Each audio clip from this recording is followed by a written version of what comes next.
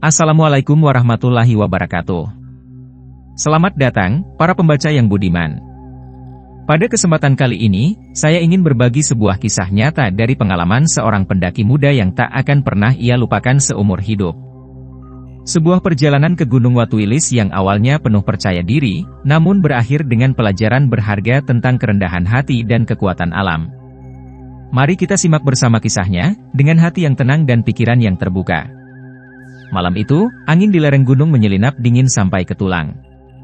Langit mulai berwarna kelabu pekat, sementara kabut turun pelan-pelan, menghapus batas antara nyata dan gaib. Di tengah sunyi yang menegangkan, Arif berdiri terpaku. Jantungnya berdegup kencang, bukan karena lelah mendaki, melainkan karena firasat buruk yang begitu nyata terasa. Kenapa jalannya seperti tidak berujung? Batinnya mulai gelisah. Di belakang, seharusnya masih ada dua orang temannya. Tapi sudah hampir setengah jam, tak terdengar suara apapun dari mereka. Hanya suara langkahnya sendiri yang berat, menyusuri jalan setapak yang mulai gelap. Dan saat itulah, sesuatu mulai terasa ganjil. Pohon-pohon yang tadi tampak jelas, kini menjelma seperti arwah hitam tanpa wujud. Kabut semakin pekat, dan udara terasa lebih dingin dari biasanya.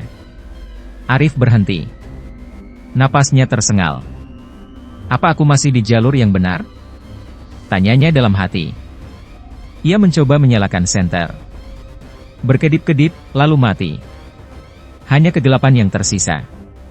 Ia menoleh ke belakang, berharap ada suara sahutan. Nihil. Sunyi. Hening yang menakutkan. Di tengah rasa bingung, telinganya menangkap suara halus, suara langkah kaki, pelan mendekat dari belakang. Tapi saat menoleh, tak ada siapa-siapa. Hanya kabut tebal dan kegelapan. Apa aku sedang dipermainkan sesuatu? Pikirnya mulai kalut. Dia mencoba tetap berjalan. Pelan-pelan, menuruni jalur setapak yang tak lagi jelas bentuknya. Tapi aneh, setelah melangkah cukup jauh, Arif kembali sampai di tempat yang sama, sebuah batu besar tempat ia sempat berhenti tadi. Apa aku muter-muter di sini saja? Keringat dingin membasahi tengkuknya. Dia mencoba turun lagi, tapi kembali ke tempat yang sama. Tiba-tiba, kabut yang tebal itu terbelah sedikit. Dari kejauhan, Arif melihat cahaya kecil seperti lentera bergerak perlahan. Ia teriak sekuat-kuatnya, "Halo? Ada orang?" Tidak ada jawaban. Namun cahaya itu semakin dekat. Dan muncullah sosok perempuan.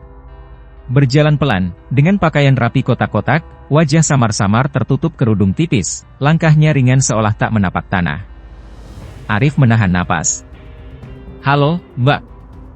Tunggu." Ia teriak. Perempuan itu menoleh. Senyumnya tipis, tapi matanya kosong. "Ayo ikut aku," katanya pelan. Suaranya lirih, tapi jelas. Tanpa berpikir panjang, Arif mengikutinya. Jalannya menurun, melintasi ilalang dan batu-batu besar. Tapi sesampainya di sebuah tikungan, perempuan itu menghilang begitu saja. Arif terdiam, bingung. Namun matanya menangkap kilauan lampu-lampu kecil di kejauhan. Sebuah kampung. Tapi, kampung apa? Ia berjalan menuju tempat itu. Anehnya, semakin dekat, suara ramai terdengar. Tawa. Musik gamelan samar-samar. Bau kemenyan menyengat. Sampai akhirnya Arif benar-benar tiba di sebuah perkampungan tua. Rumah-rumahnya joglo, kuno, seperti zaman puluhan tahun silam. Orang-orang berkumpul, berpakaian tradisional, wajah-wajah mereka ramah, tapi tak ada satupun yang menyahut saat Arif mencoba berbicara. Semua hanya tersenyum, lalu pergi begitu saja. Di tengah kebingungan, Arif bertanya dalam hati, "Ini kampung siapa? Di mana aku sebenarnya?" Lalu, dari arah lapangan, terdengar suara gamelan yang makin keras, disertai bau dupa yang makin tajam. Orang-orang mulai berbaris, mengarah ke lapangan tanah luas. Apa yang akan Arif lihat malam itu? Apakah dia benar-benar sampai di sebuah kampung biasa, atau perkampungan gaib?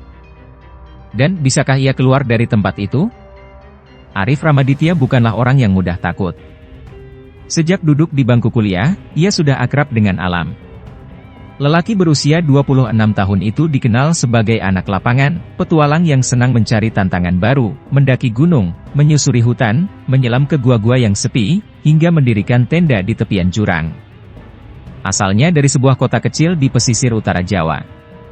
Kesehariannya, ia adalah seorang asisten dosen sekaligus pegiat komunitas pendaki bernama Mountain Study Circle, sebuah kelompok kecil yang tak hanya mengajarkan teknik mendaki, tapi juga nilai-nilai hidup, keberanian, kerendahan hati, kebersamaan, dan menghormati alam.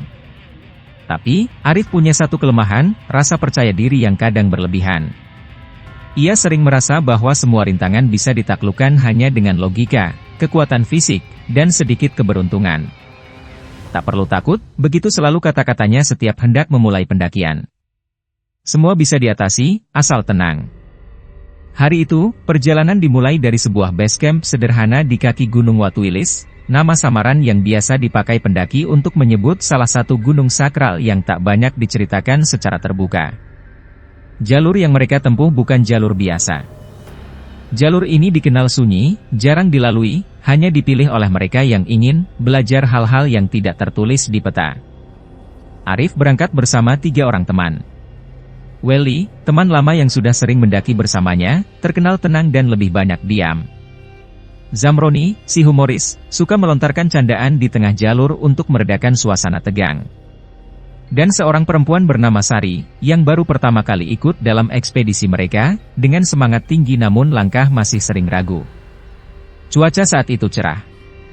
Langit biru tanpa awan, angin sepoi-sepoi membawa harum tanah basah. Awalnya, perjalanan terasa menyenangkan.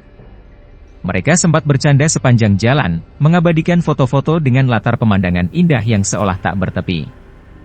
Hutan yang mereka lewati tampak damai, pepohonan menjulang tinggi, akar-akar besar seperti penjaga yang kokoh. Sesekali terdengar suara burung saling bersahutan, menambah hangat suasana. Tapi suasana berubah perlahan begitu mereka melewati pos ketiga. Pepohonan mulai jarang, jalanan lebih terjal. Ilalang tumbuh liar setinggi dada orang dewasa, menutupi jalur setapak. Dari balik semak, terdengar suara gemerisik yang tak jelas. Angin berembus tanpa pola, terkadang dingin menggigit, kadang hangat aneh seperti napas makhluk besar yang tidak terlihat. Mereka mendirikan tenda di sebuah tempat datar dekat mata air kecil, satu-satunya sumber air di jalur tersebut. Malamnya, Arif duduk sendirian di depan api unggun. Matanya memandangi nyala api yang menari-nari, pikirannya melayang jauh. Ia merasa ada sesuatu yang menunggu di atas sana. Tidak ada apa-apa, katanya dalam hati. Hanya gunung, hanya alam. Namun, jauh di lubuk hatinya, ia merasa tidak. Gunung ini tidak hanya tanah, pohon, dan bebatuan. Ada sesuatu yang lebih tua dari waktu, lebih luas dari hutan, dan lebih sunyi dari malam. Paginya, mereka memutuskan untuk melanjutkan pendakian menuju puncak. Langkah demi langkah diiringi canda dan tawa, sampai sore hari menjelang, kabut mulai turun, dan jalanan terasa lebih sunyi dari biasanya. Disitulah semua kisah ini bermula. Langit sore itu mulai berubah muram. Kabut turun perlahan, seperti tirai tipis yang menutupi pandangan. Arif dan 3 temannya sudah melampaui batas vegetasi, memasuki kawasan yang oleh para pendaki senior sering disebut tanah sunyi. Di tengah perjalanan, Welly tiba-tiba berhenti. Ia menoleh ke belakang, menatap Arif dengan wajah serius. "Rif," katanya pelan, "kita sudah lewat pasar setan belum?" Arif mengerutkan dahi. "Belum. Tapi seharusnya sebentar lagi." Welly menarik napas panjang.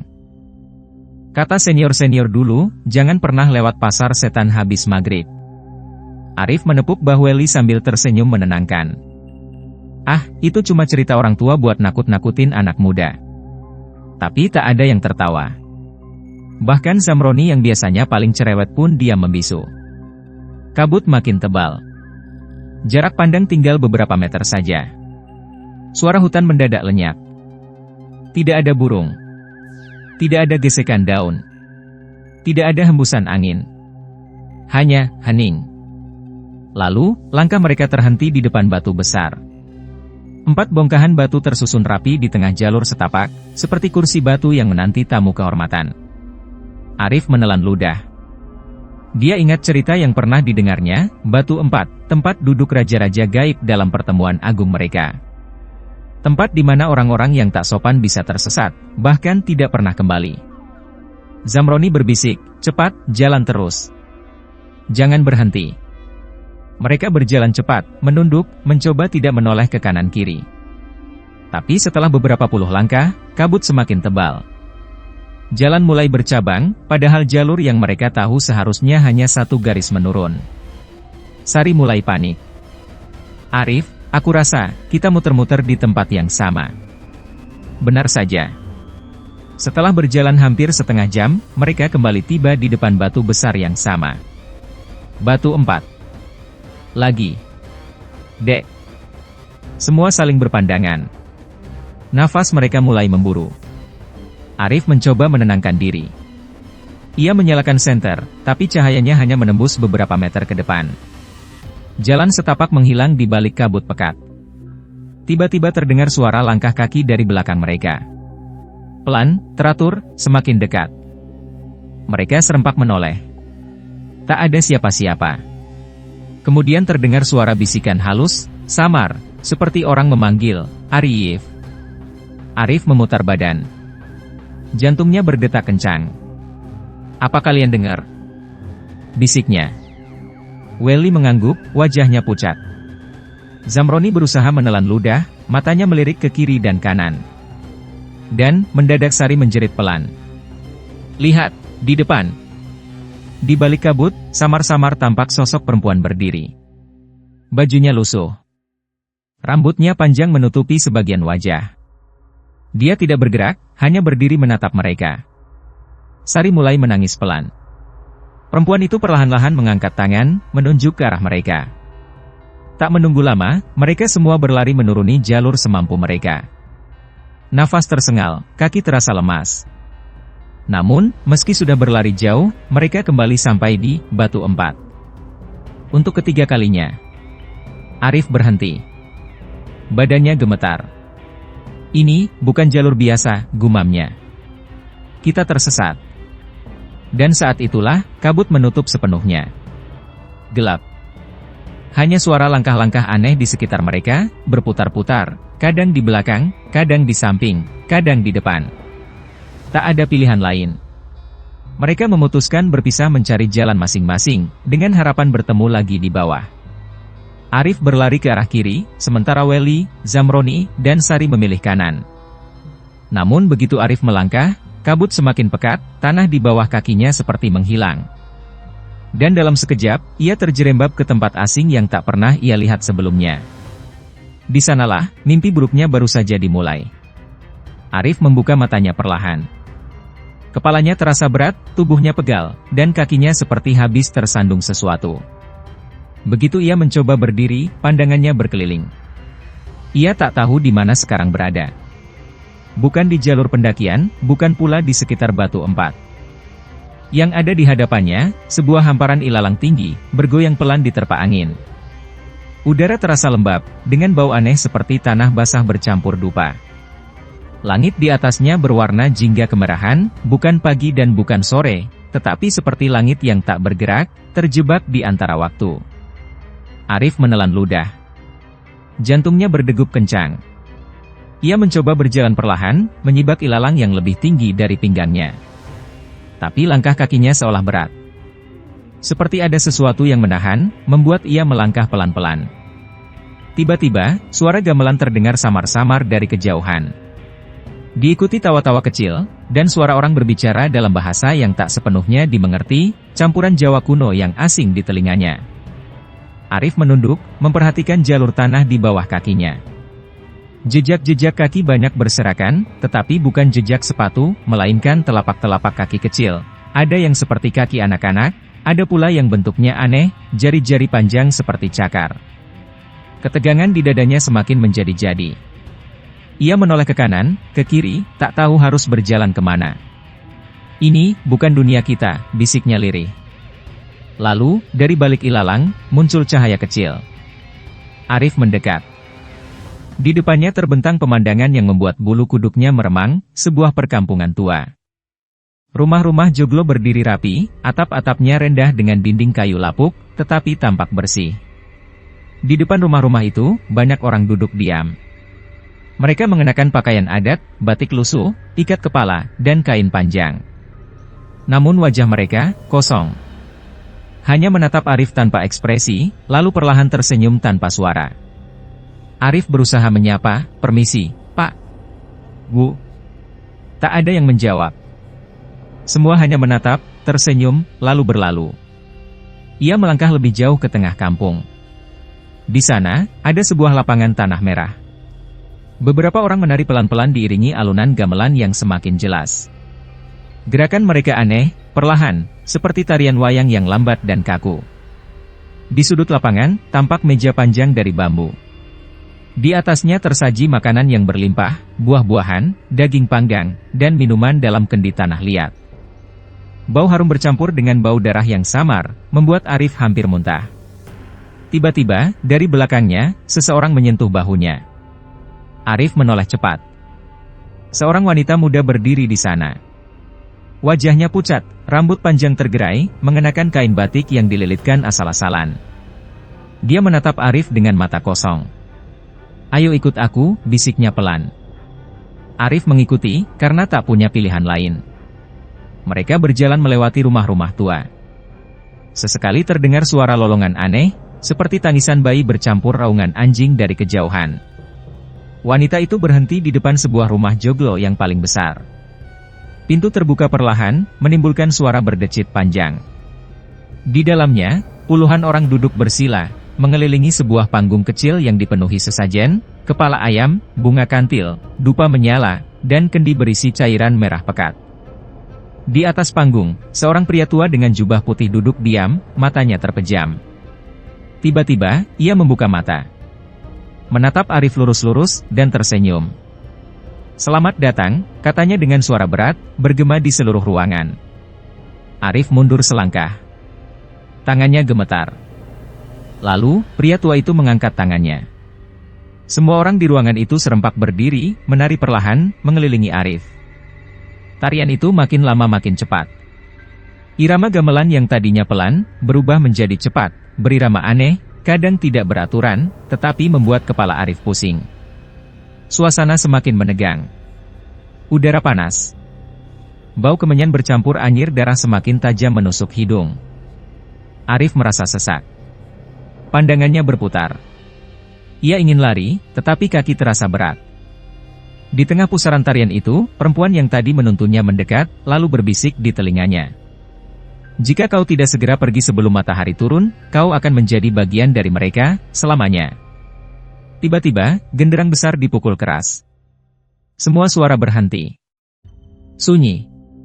Mata pria tua di atas panggung menatap tajam ke arah Arif. Dia mengangkat tangan, menunjuk ke langit. Langit berubah warna menjadi merah pekat, seperti darah. Kemudian, terdengar suara pekikan yang panjang dari kejauhan, disusul suara tawa-tawa aneh yang bergema di seluruh kampung. Arif berdiri kaku. Tubuhnya menggigil. Ia tahu, ia harus pergi. Tapi kemana? Dan bagaimana caranya kembali? Arif berdiri mematung, seolah kakinya menancap ke tanah.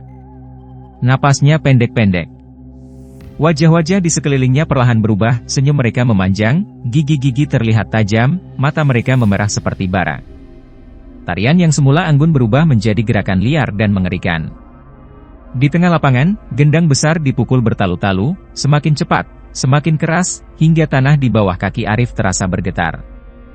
Langit di atas mereka bukan lagi jingga, melainkan merah darah pekat, dengan kilatan cahaya aneh seperti petir yang tidak bersuara. Pria tua berjubah putih itu bangkit berdiri. Matanya menatap Arif dengan sorot tajam penuh kekuasaan. Tangannya terangkat ke udara. "Orang asing," suaranya bergema, berat dan menyeramkan. "Kau telah melangkah ke dunia kami, dan tidak ada jalan kembali, kecuali menjadi bagian dari kami." Tiba-tiba, dari arah belakang, dua sosok besar muncul. Tubuh mereka tinggi, berotot, dengan kepala menyerupai kepala kerbau. Mata mereka kosong, tetapi gerakannya sangat cepat. Mereka berjalan menghampiri Arif, menariknya dengan kasar ke tengah lapangan. Arif meronta sekuat tenaga. Tapi kekuatan dua makhluk itu jauh di luar kemampuannya. Tubuhnya dilempar ke tengah lingkaran. Orang-orang di sekelilingnya bersorak keras, tawa mereka menggema panjang, seperti suara-suara makhluk yang sudah tidak lagi mengenal manusia. Di tengah lapangan, altar kayu disiapkan. Di atasnya, sesajen berlimpah, daging, darah, bunga, dan dupa. Dan di samping altar, sebilah keris besar menancap, berkilauan dengan cahaya aneh. Pria tua itu mendekat, wajahnya semakin jelas. Kulitnya keriput, matanya merah menyala, giginya tidak rata dengan taring mencuat. "Kau akan menjadi persembahan malam ini," ucapnya perlahan. Arif ingin menjerit, tapi suaranya tercekat di tenggorokan. Tubuhnya gemetar. Mereka mulai mengikat tangan dan kakinya dengan tali rotan kasar. Pria tua itu mengangkat keris tinggi-tinggi, mulutnya komat-kamit membaca mantra dalam bahasa yang tidak dimengerti. Sekelilingnya bersorak makin keras, irama gendang memuncak, denting gamelan terdengar sumbang dan menyayat telinga. Bau kemenyan bercampur darah makin kuat menusuk hidung. Arif berusaha menarik napas panjang. Ia tahu, jika tak melakukan sesuatu sekarang, semuanya akan berakhir. Dalam hatinya, ia mulai berdoa. Doa yang dulu sering ia dengar dari almarhum kakeknya, doa yang sederhana namun penuh keyakinan. "Ya Allah, ya Gusti, caluk tulung, nyuwun kawilujengan." Matanya terpejam sejenak. Ketika ia membuka mata, kilatan cahaya menyilaukan muncul dari langit. Petir menggelegar tanpa suara, hanya cahaya putih membelah langit, turun ke tengah lapangan. Semua makhluk aneh itu berhenti bergerak. Pria tua itu menoleh ke atas, matanya melebar. Tangannya gemetar saat memegang keris. Tiba-tiba, dari balik cahaya putih itu, muncul sosok, seorang kakek tua, mengenakan pakaian sederhana, bersorban putih. Wajahnya teduh, matanya tajam, tapi lembut. Kakek itu mengangkat tangannya, menepuk pundak Arif. "Lawan mereka, dengan keyakinanmu," bisiknya pelan, tapi jelas. Tali yang mengikat tubuh Arif terlepas begitu saja. Arif berdiri, tubuhnya masih gemetar, tapi hatinya mulai mantap. Ia memejamkan mata, mengucap pelan, "Bismillahirrahmanirrahim." Ia mengambil segenggam tanah dari bawah kakinya, menciuminya, lalu melemparkan ke tengah lingkaran. Tanah itu menimbulkan asap tebal, dan suara jeritan menggema ke seluruh penjuru kampung. Makhluk-makhluk aneh itu menjerit kesakitan, tubuh mereka mulai terbakar oleh asap putih yang keluar dari tanah. Pria tua itu berusaha membaca mantra lebih keras, tapi mulutnya justru membeku. Arif melangkah mundur pelan-pelan. Kabut mulai berputar. Langit yang tadi merah darah mulai pecah, menjadi terang perlahan. Suara genderang berhenti. Semua makhluk di sekelilingnya mulai lenyap satu persatu, seperti abu tertiup angin. Arif masih berdiri mematung. Tangannya gemetar, tapi ia tahu, ia baru saja menghadapi sesuatu yang jauh lebih besar daripada dirinya sendiri. Dan sekarang, ia harus menemukan jalan pulang, sebelum semuanya kembali menutup rapat. Arif masih berdiri terdiam di tengah lapangan yang kini kosong. Bau dupa sudah menghilang, suara gamelan telah lenyap, dan kabut putih perlahan menipis. Tubuhnya lunglai, tapi hatinya ringan, seolah beban besar yang selama ini menekan dadanya akhirnya runtuh. Ia menoleh ke sekeliling. Rumah-rumah joglo yang semula berdiri megah, satu persatu memudar seperti bayangan kabut yang disapu angin. Lapangan tanah merah itu pun perlahan berubah menjadi padang ilalang yang luas, hanya menyisakan jejak tanah basah dan aroma rumputan pagi. Angin sepoi-sepoi kembali berhembus, kali ini membawa hawa segar yang menenangkan. Arif menunduk, mengambil napas panjang. Lututnya bergetar, lalu ia terduduk di atas tanah. Matanya terpejam, bibirnya bergetar mengucap syukur. Dari kejauhan, sinar matahari mulai menembus cakrawala. Warna langit yang semula merah gelap berganti jingga hangat, lalu perlahan menjadi biru muda. Burung-burung mulai berkicau lagi, suara alam yang sangat dirindukan, setelah malam panjang penuh kekacauan. Di tengah kesunyian itu, Arif mendengar langkah pelan dari belakang. Ia menoleh perlahan. Kakek tua bersorban putih itu masih ada di sana, berdiri tenang dengan senyum hangat. "Pulanglah, Le," ucapnya lembut. "Ingatlah, kesombongan hanya akan menuntunmu pada kesesatan. Alam ini tua, lebih tua dari perhitunganmu. Belajarlah merendah, dan kau akan selalu diberi jalan." Arif hanya bisa mengangguk. Matanya basah, bibirnya bergetar, tapi ia tak sanggup mengucap apa-apa. Kakek itu menepuk pundaknya sekali lagi, lalu perlahan langkahnya menjauh, kabut tipis menyelimutinya, dan sesaat kemudian ia menghilang begitu saja. Arif bangkit berdiri dengan sisa tenaga. Kakinya masih gemetar, tapi ia tahu ia harus berjalan. Jalur tanah yang tadinya hilang, kini perlahan muncul kembali di depannya. Jejak setapak membentang, menurun menuju hutan pinus di bawah sana. Setiap langkah yang ia ayunkan terasa berat, tapi menenangkan. Kabut semakin menipis, sinar matahari menghangatkan punggungnya. Setelah berjalan beberapa puluh meter, Arif mendengar suara-suara dari kejauhan. Suara tawa, suara orang bercakap-cakap. Ia berhenti sejenak, menajamkan telinga. Dan, di bawah sana, tampak beberapa tenda berwarna cerah berdiri rapi di tanah lapang. Asap tipis mengepul dari tungku masak. Beberapa orang tampak sibuk menyiapkan sarapan. Arif bergegas menuruni jalur setapak. Langkahnya cepat, hampir berlari, meski tubuhnya masih lelah. Ketika ia tiba di bibir perkemahan, seorang pria berbadan besar langsung menoleh. Mas. Astaga. Mas Arif. Akhirnya ketemu juga. Serunya. Arif tertegun. Air matanya menetes begitu saja. Ia disambut hangat oleh para pendaki yang sejak malam sebelumnya sibuk mencari dan menunggu kabar dirinya. 2 hari, Mas. 2 hari kami nungguin. Kami semua panik, udah lapor SAR. Tapi kok Mas muncul dari arah ilalang, bukan dari jalur setapak? Arif tidak menjawab. Ia hanya duduk lemas, mengangguk pelan. Mereka memberinya minuman hangat, sepiring nasi, dan selimut tebal. Tubuhnya menggigil, tapi bukan karena dingin, melainkan karena campuran kelelahan dan kelegaan yang luar biasa. Sambil menatap api unggun, Arif bergumam dalam hati, aku pulang. Dan pagi itu, untuk pertama kalinya dalam hidupnya, ia benar-benar merasa kecil di hadapan alam. Beberapa minggu telah berlalu sejak Arif kembali dari pendakian yang nyaris merenggut kewarasannya. Tubuhnya sudah pulih, tetapi pikirannya masih sering melayang ke kejadian malam itu, malam ketika ia berdiri di antara dua dunia, dunia manusia dan dunia yang tak bisa dijelaskan oleh akal. Ia mencoba menenangkan diri dengan kembali ke rutinitas. Mengajar di kampus, menemani para mahasiswa ke lapangan, dan kembali menulis catatan-catatan pendakian yang biasanya penuh semangat. Tapi kali ini, setiap kali ia membuka jurnal, tangannya selalu berhenti di tengah kalimat. Bagaimana menuliskan sesuatu yang tak bisa diterangkan oleh logika? Bagaimana menjelaskan tempat yang tidak ada di peta, tapi nyata di ingatan?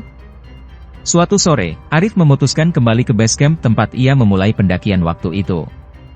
Ia menemui Pak Wiryo, sesepuh yang menjaga jalur pendakian di lereng Gunung Watuwilis. Pak Wiryo memandang Arif lama, sebelum akhirnya berkata pelan, "Kau sudah melihatnya, ya?"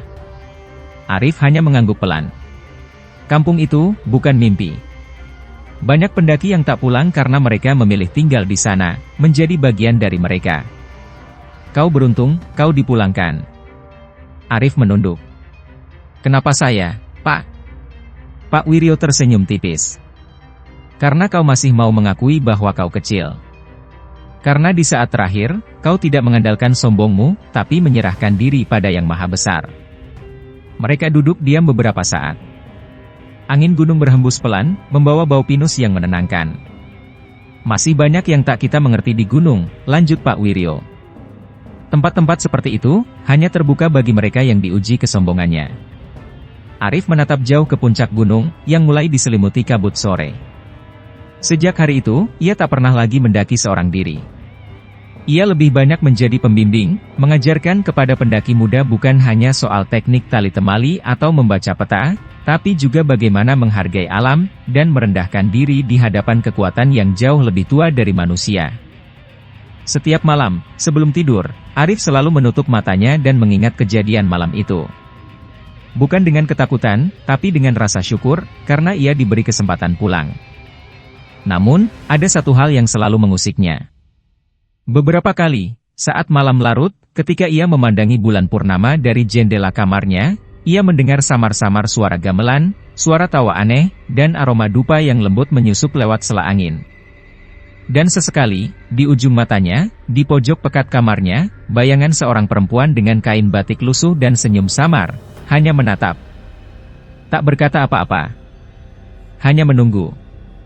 Demikianlah kisah ini berakhir. Semoga cerita ini menjadi pengingat untuk kita semua, bahwa kesombongan hanya akan membawa celaka. Alam bukan sekadar tempat untuk ditaklukkan, tapi harus dihormati. Jika suatu saat kalian menghadapi hal-hal di luar logika, jangan panik, tetap rendah hati dan berserah diri.